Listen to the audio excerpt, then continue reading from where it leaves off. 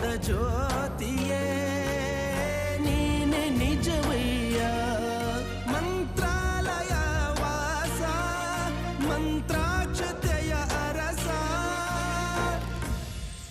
Guru Raghavendra Raghavendra